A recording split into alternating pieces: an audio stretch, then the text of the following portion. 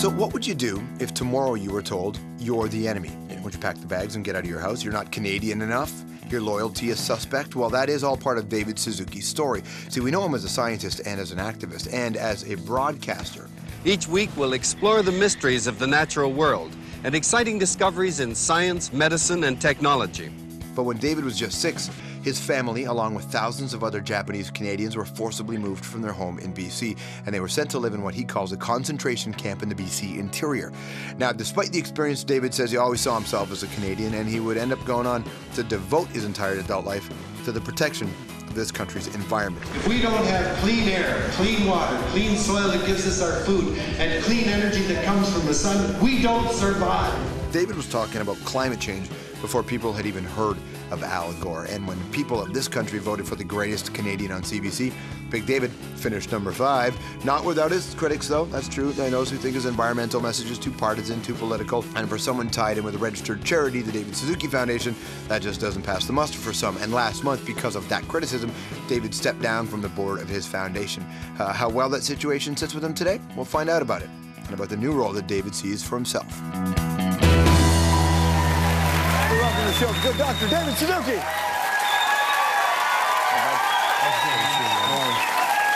Good to be guys.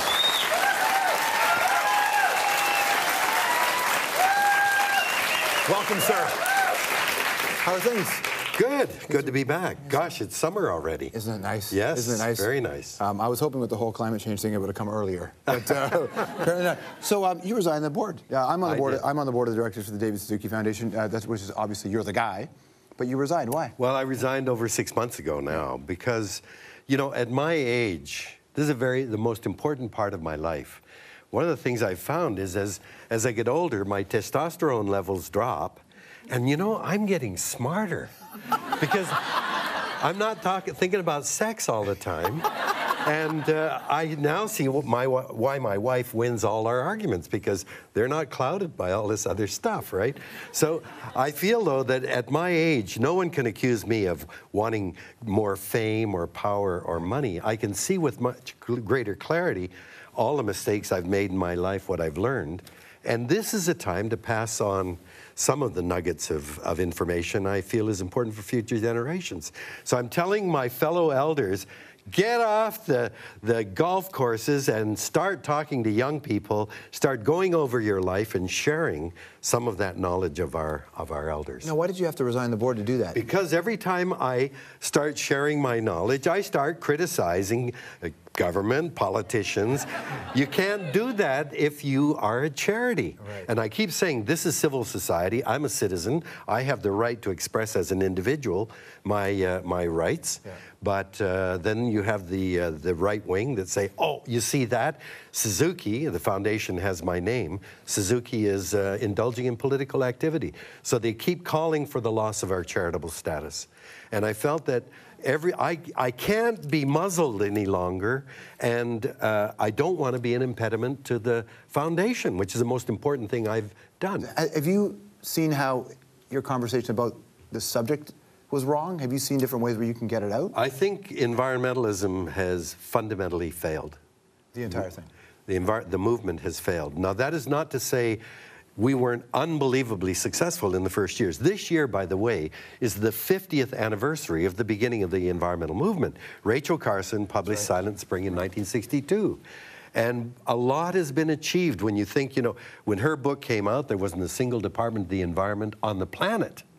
She put the environment on the map. And when you think of the laws that we have now to protect air and water and endangered species and millions of acres of land that have been protected in parks, environmental movement was very, very successful. The problem was, as we were fighting to stop clear-cut logging or building a dam here, or polluting this river, we acted as if that battle was everything. We had to win this one. And we never educated people about why are we fighting. This is just a brush fire. It's that we're acting in an underlying way that's destructive of Mother Earth, of the very things that keep us alive. We never learned that lesson.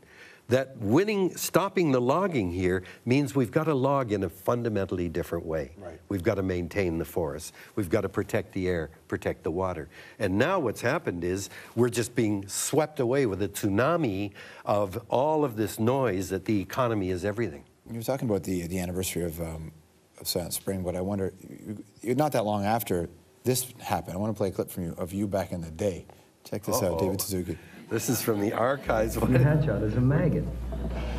And a maggot can now crawl around. It's got 2 dimensions, and it can ingest food at its will, and it defecates all over the environment. And some other smaller maggots can even eat your defecation and get some nourishment out of it. And the bigger you get, the more people you can, or more maggots you can crush with your weight. Most people in the world are content to stay as 1st or 2nd level maggots. And they establish their own little area, and they crawl around there, and that's fine. And the guys that become 10th level maggots are really big wheels. 1972. But the point it wasn't made there that what we have to do is pupate and hatch out as a butterfly. So you're talking about people, even though you're talking about fruit flies and maggots. Yes, right. But could that be analogous to human beings? Yes, of course. That was the idea. Because all nature is connected. Right. What was your time like in Japan? Recently back from there. Do you think the environmental message is being received there now?